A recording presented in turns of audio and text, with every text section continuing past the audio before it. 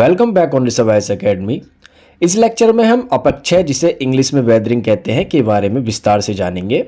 ये भौतिक भूगोल का एक इम्पोर्टेंट टॉपिक है जो यूपीएससी, पीसीएस, नेट सभी के लिए इम्पोर्टेंट है। इस लेक्चर में हम पढ़ेंगे व्हाट इज़ वेदरिंग, अपक्षय क्या है, फैक्टर अफेक्टिंग वेदरिंग, अपक्षय को प्रभावित करने वाले कारक, टाइप्स ऑफ वेदरिंग, अपक्षय के प्रकार, और टाइप्स में हम पढ़ेंगे भौतिक अथवा यांत्रिक अपक्षय यानी फिजिकल वेदरिंग, रासायनिक अपक्षय यानी केमिकल वेदरिंग, और जैविक अपक्षय यानी बायोलॉजिकल वेदरिंग, और सिग्निफिकेंस ऑफ वेदरिंग यानी अपक्षय के महत्व।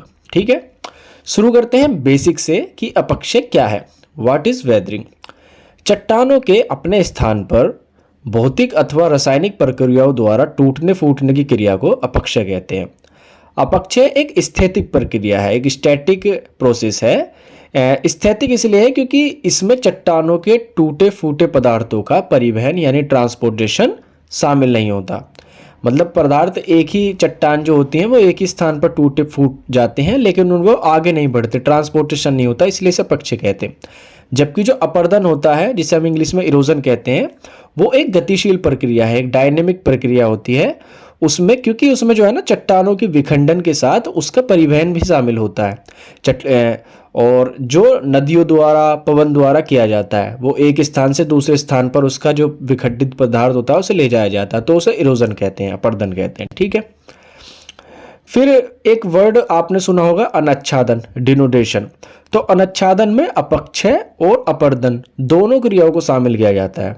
इस प्रकार अपक्षय केवल स्थैतिक क्रिया है और अपर्दन में गतिशील क्रिया होती है। ठीक है, स्टैटिक और इरोजन में डायनामिक प्रोसेस होता है और वेदरिंग में स्टैटिक प्रोसेस होता है। जबकि जो अनच्छादन होता है, डिनोडेशन होता है, उसमें स्थैतिक और गतिशील दोनों क्रियाओं का योग होता है। यानी कि जो अनच्छादन है, डिनोडेशन है, वो अपक्षय और अपर्दन दोनों का मिला जुला रूप है। ठीक है, अपक्षय द्वारा चट्टानों का विघटन, डिसइंटीग्रेशन तथा वियोजन, डीकम्पोजिशन होता है।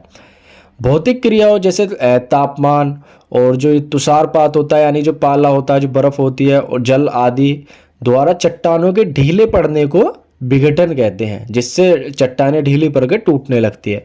जबकि रासायनिक क्रियाओं द्वारा जो केमिकल प्रोसेस होते हैं, जैसे ऑक्सीडेशन, कार्बोनेशन, हाइड्रोजन, इन्हें भी मैं आगे समझाऊंगा, इनके द्वारा चट्टानों के ढीले पड़ने को वियोजन कहते हैं। ठीक है, डीकम्पोजिशन कहते हैं। अब बात करते हैं फैक्टर अफेक्टिंग वेदरिंग्स, अपक्षय को प्रभावित करने वाले कौन कौन से कारक हैं। तो पहला कारक है चट्टानों की संरचना। चट्टानों के भौतिक गुण और खनिज संरचना यह निर्धारित करती है कि वह अपक्षय के किस प्रकार से प्रभावित होगी। उदाहरण के रूप में जो रंध्रयुक्त तथा घुलनशील खनिजों वाली चट्टानों में रासायनिक अपक्षय की प्रक्रिया अतिशीघ्र होती है। रंध्रशील जिनमें छोटे छोटे छेद होते हैं ना, और जो कुछ चट्टानें जल्दी से घुल जाती हैं, तो उनमें रासायनिक अपक्षय की प्रक्रिया जल्दी होती है। और जिन चट्टानों की में परत की लंबवत स्थिति होती है, उनमें विघटन तथा वियोजन की क्रिया शीघ्र होती है। जबकि जिनमें क्षैतिज स्थिति वाले चट्टानों की परतों में अपक्षय अतिशीघ्र नहीं होता। फिर दूसरा फैक्टर है इसमें जलवायु, क्लाइमेट। जलवायु में अंतर के कारण भी अपक्षय में पर्याप्त अंतर देखने को मिलते हैं। अलग अलग जलवायु में अलग अलग प्रकार के मतलब अपक्षय दिखते हैं। दूसरे शब्दों में अपक्षय की दर तथा प्रकार तापमान व आर्द्रता द्वारा नियंत्रित होता है। यांत्रिक या भौतिक अपक्षय ठंडी जलवायु और मरुभूमि प्रदेशों में अधिक होता है, जबकि जो रासायनिक अपक्षय होता है वो गर्म तथा आर्द्र जलवायु में अधिक होता है। अगला है फैक्टर आपका स्थलाकृति।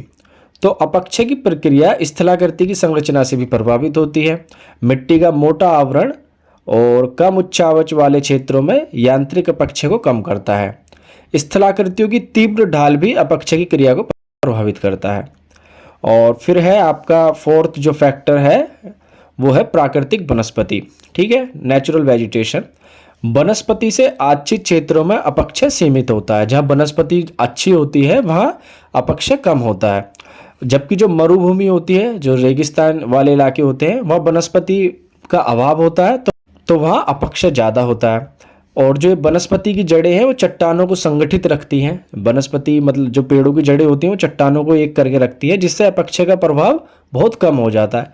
किंतु ये जो जड़ें होती हैं चट्टानों को विखंडित भी कर देती हैं। चट्टानें जड़ें जो होती हैं वनस्पतियों की वो चट्टानों में फैलती हैं और उन्हें धीरे धीरे तोड़ना भी शुरू कर देती हैं, जिससे उनमें दरार उत्पन्न होती है, जिससे चट्टानों में विखंडन होता है। तो इस प्रकार जो प्राकृतिक वनस्पति है वो अपक्षय का अवरोधक भी है और उसका कारक भी है, यानी कि वो अपक्षय को रोकती भी है लेकिन अपक्षय को करती भी है। सही है।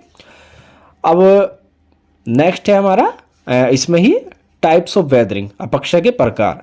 तो अपक्षय के प्रकार हैं भौतिक, रासायनिक, जैविक, ठीक है, फिजिकल, केमिकल और बायोलॉजिकल। तो सबसे पहले बात करते हैं भौतिक अथवा यांत्रिक अपक्षय की, फिजिकल वेदरिंग की। तो इसमें पहला वो है हमारा ताप परिवर्तन। भौतिक अपक्षय के मुख्य कारण है सूर्यताप और तुषार, जिसे पाला भी कहते हैं। और इन कारकों में ताप परिवर्तन, जो टेम्परेचर है उसमें जो वेरिएशन होती है वो सर्वाधिक प्रभावशाली है। मरुस्थल एवं अर्ध मरुस्थलों में दिन के समय अधिक तापमान होता है, ठीक है, तापमान बहुत ज़्यादा बढ़ जाता है, और जिसके कारण जो चट्टानें होती है वो फैलती हैं, गर्म होकर चट्टानें फैलती है। लेकिन रात के समय मरुस्थलों में बहुत ठंडी हो जाती है, तो वो चट्टानें सिकुड़ने लगती हैं, और चट्टानों के इस प्रकार निरंतर फैलने और सिकुड़ने से वो अपने ही स्थान पर कमज़ोर पड़ जाती हैं और उनका विघटन होना शुरू हो जाता है, यानी वो टूटना शुरू हो जाती हैं उसी स्थान पर। फिर है भौतिक अपक्षय में अगला जो कारक है वो है तुषार, फ्रॉस्ट एक्शन। तो तुषार के द्वारा चट्टानों का विघटन मुख्य रूप से जो शीतोष्ण तथा शीत कटिबंध है, यानी जो आपके 23.5 डिग्री अक्षांश से जो ऊपर के इलाके हैं वो वाले होते हैं। इसके अतिरिक्त ऊंचे पर्वतों के अधिक ऊंचे भागों में भी इस प्रकार का अपक्षय देखा जा सकता है। रात के समय तापमान यदि 0 डिग्री से नीचे हो जाए तो चट्टानों के जो छेद होते हैं उनमें वायु में पाए जाने वाला जल जो होता है वो बर्फ बन जाता है और तुषार में बदल जाता है। तो जो चट्टानों के छोटे छोटे छेद होते हैं, जब रात के समय बहुत ठंडी होती है तो वो जो हवा में मौजूद जल होता है वो बर्फ बन के उन चट्टानों के भीतर तुषार बन जाता है। और दिन के समय तापमान 0 से ऊपर होने के कारण जो वो बर्फ बनी होती है, तुषार बना होता है उनके भीतर, पाला बना होता है, वो पिघल जाता है। और इस प्रकार निरंतर प्रक्रिया से चट्टानें अपने ही स्थान पर कमजोर पड़ जाती हैं। ठीक है।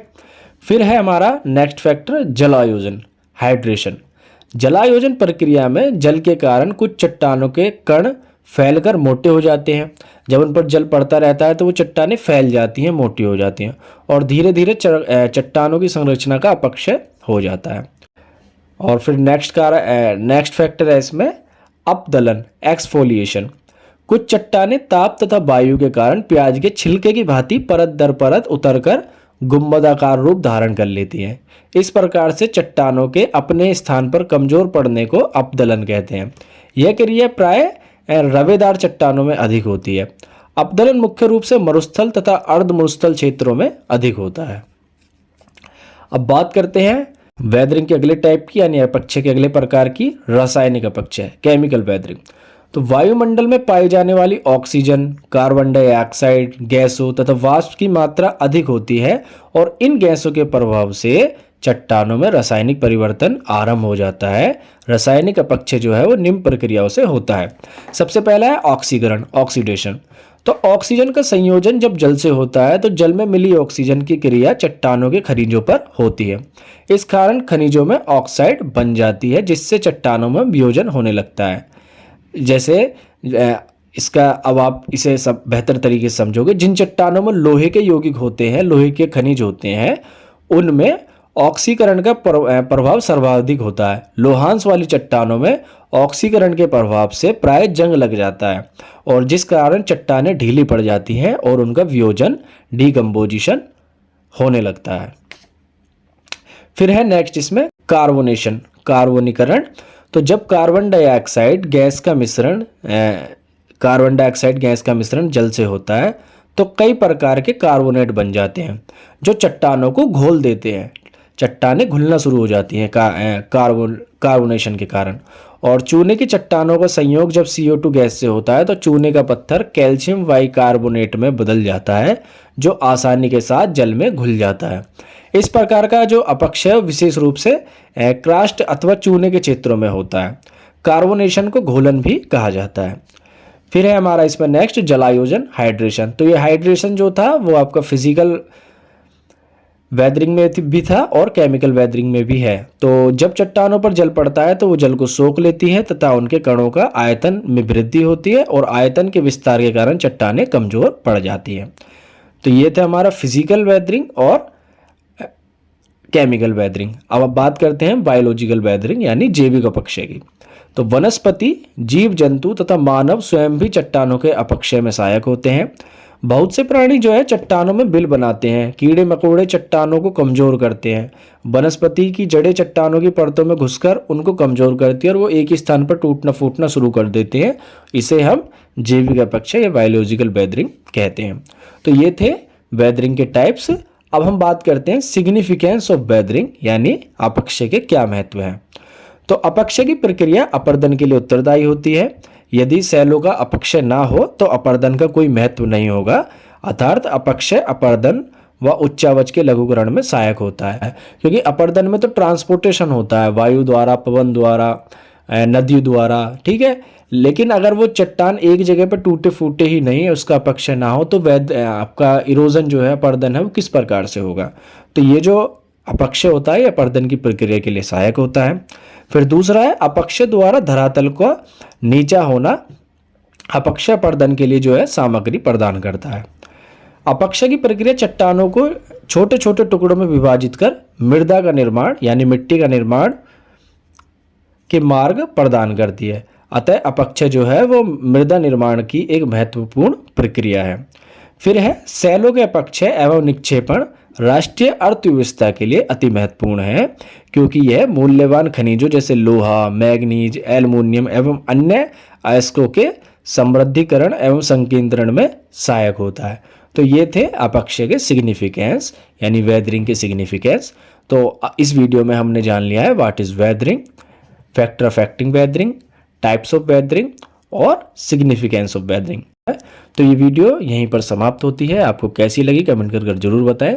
अगर अच्छी लगी हो तो लाइक करें और चैनल पर पहली बार हैं तो सब्सक्राइब जरूर कर दें। धन्यवाद।